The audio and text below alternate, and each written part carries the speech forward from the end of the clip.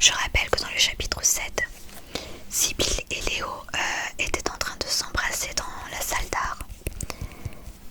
Et à la fin du chapitre 7, quelqu'un avait toqué à la salle. Et dans le chapitre 8, on avait appris que c'était Ben, donc Benjamin. Et autant dire que ça a frustré Léo. Léo était quand même frustré. Et donc le chapitre 8, c'est fini sur la bande d'amis de Sibylle. Donc Mathéo, Jade, Margot, Tim, qui proposaient à Sibylle de passer la soirée avec eux au hangar à bananes. Donc c'est le cousin de Mathéo et de Margot qui tient le hangar. Donc voilà, maintenant je vais te lire le chapitre 9.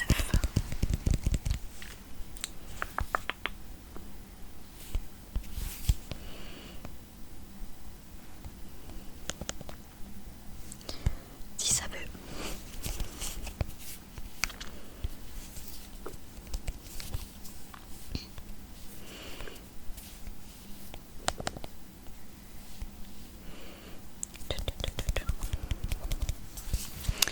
Chapitre 9.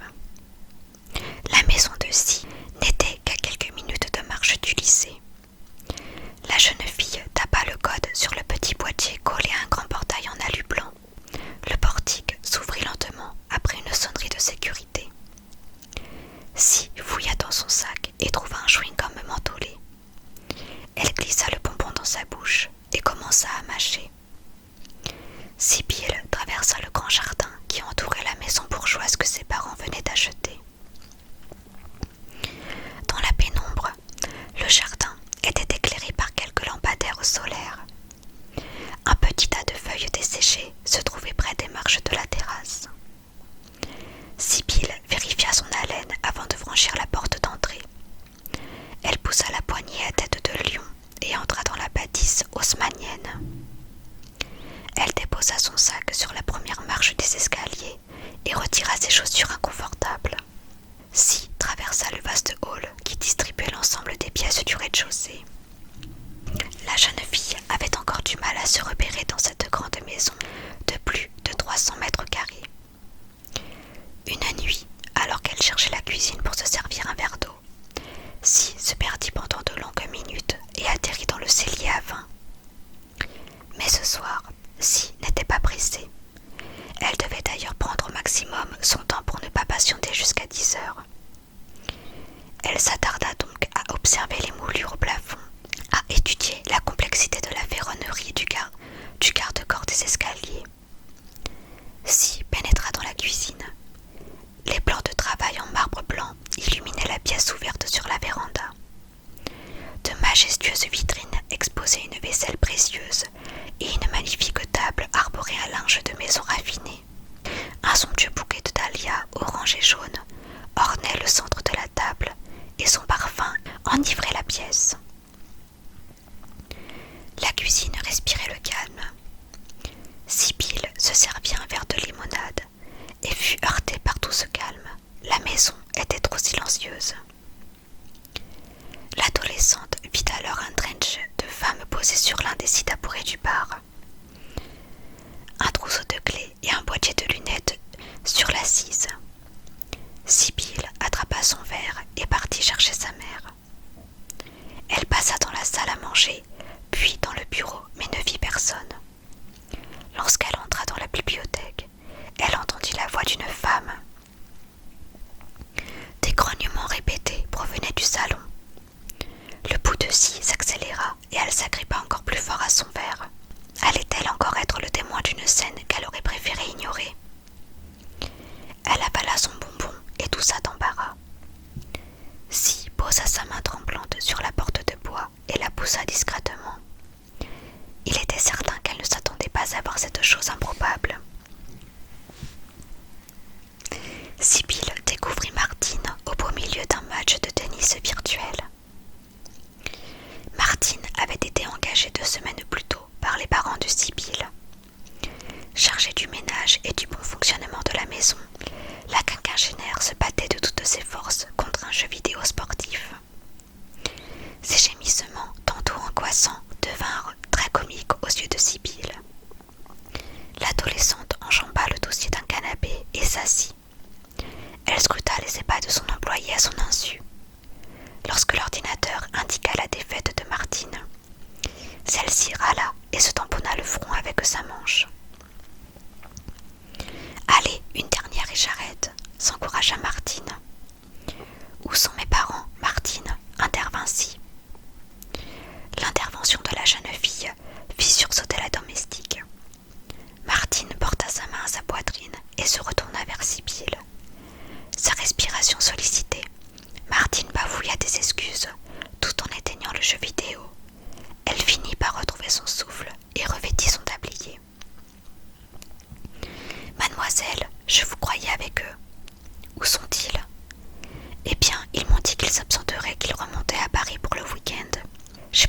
vous iriez avec eux.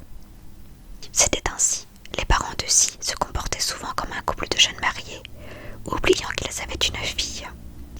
Si était coutumière de ses abandons, mais elle était à chaque fois déçue par ce manque de considération. L'adolescente se cacha derrière un faux sourire et but une gorgée de limonade. « Voulez-vous que je vous fasse à manger ?» demanda Martine. « Non merci. Je peux vous faire un sandwich si vous le désirez. »« Pas la peine, je sors ce soir, vous pouvez rentrer, » déclara Sibylle. « Oh, mais j'ai encore du ménage à faire. »« Martine, » s'irrita Si, « rentrez chez vous, vous ferez le ménage demain. » La femme se tut face à l'agressivité de la lycéenne. Et elle n'allait pas la supplier pour continuer ses corvées. Elles retournèrent toutes les deux dans la cuisine en silence. Martine rassembla ses affaires et salua poliment Sibylle. Le regard de l'adolescente demeurait dans le vague. Martine avait de la peine pour elle, témoin de la solitude de Si. Elle voulait l'aider. Mais comment ? Martine avait déjà ses propres enfants qui l'attendaient à la maison. Elle se persuada que chaque famille avait sa manière de faire et que laisser une enfant tout un week-end livrée à elle-même était dans les habitudes de celle-ci. Martine passa le perron et quitta la propriété. Sibylle resta plusieurs minutes appuyée sur le marbre froid du plan de travail. Elle mordillait sa lèvre en réfléchissant pour quelle raison ses parents remonteraient si vite à la capitale. Elle conclut qu'ils avaient dû recevoir une invitation d'un de leurs nombreux amis, peut-être Sylvia ou bien Monsieur Lutz. Elle se dirigea vers le bar et se servit une boisson plus forte qu'une simple limonade. Sirotant sa vodka, Si monta à l'étage jusqu'à sa chambre. Elle déverrouilla son ordinateur et démarra sa liste de lecture sur 10 heures. L'alcool réchauffait sa gorge. Qu'allait-elle faire jusqu'à 10 heures ? Si posa son verre sur sa commode et dévisagea son reflet dans le psyché. C'est alors qu'elle remarqua une trace d'argile sur sa joue. Son rouge à lèvres avait aussi un peu bavé. Si se pencha sur son lit et augmenta le volume de l'ordinateur. La musique de 30 Seconds to Mars résonnait maintenant dans toute la maison. L'adolescente se rendit dans la salle de bain attenante à sa chambre et commença à se déshabiller. Si regarda le bout de ses doigts se rider. Les bulles dans son bain avaient presque toutes disparu. Elle consulta son portable et se rendit compte qu'il n'était pas encore 20 heures. Le temps tournait au ralenti et encore plus quand elle était seule. La musique rythmée qu'elle entendait ne meublait pas assez le vide autour de Si pour que celle-ci se sente entourée. L'adolescente avait toujours eu ce genre de sentiment, la solitude, cette angoisse d'être seule à nouveau et de ne pas compter. Si évitait constamment d'être seule trop longtemps, mais ses parents ne l'aidaient pas trop dans ce sens. Sibylle s'immergea complètement dans l'eau de son bain. Ici, au moins, la baignoire l'enveloppait et la rassurait. Les basses de la musique rock vibraient dans l'eau. Si sentait ses cheveux onduler dans un courant imperceptible et chatouiller son visage. Elle tendit l'oreille et crut reconnaître la sonnerie de son téléphone. Renversant de l'eau par-dessus la baignoire, Sibylle attrapa son téléphone et vit qu'un MMS venait d'arriver. Elle ouvrit le lien et découvrit une photo de Matteo torse nu.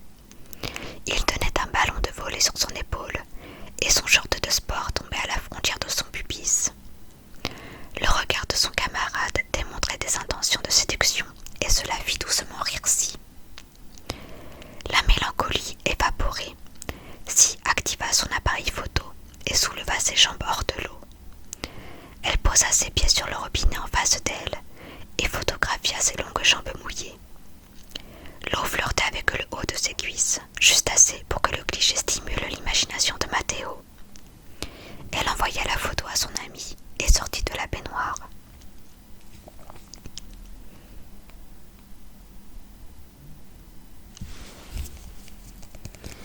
Et voilà, c'est la fin de ce chapitre. Donc un chapitre assez court, mais où on en apprend un peu plus sur Sibylle.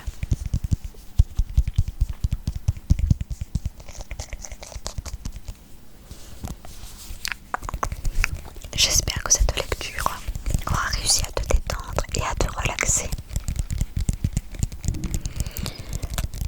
Je te souhaite de passer une très bonne journée, une très bonne soirée ou une très bonne nuit.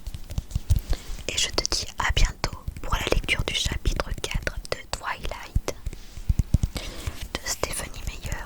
Stephenie Meyer. Je te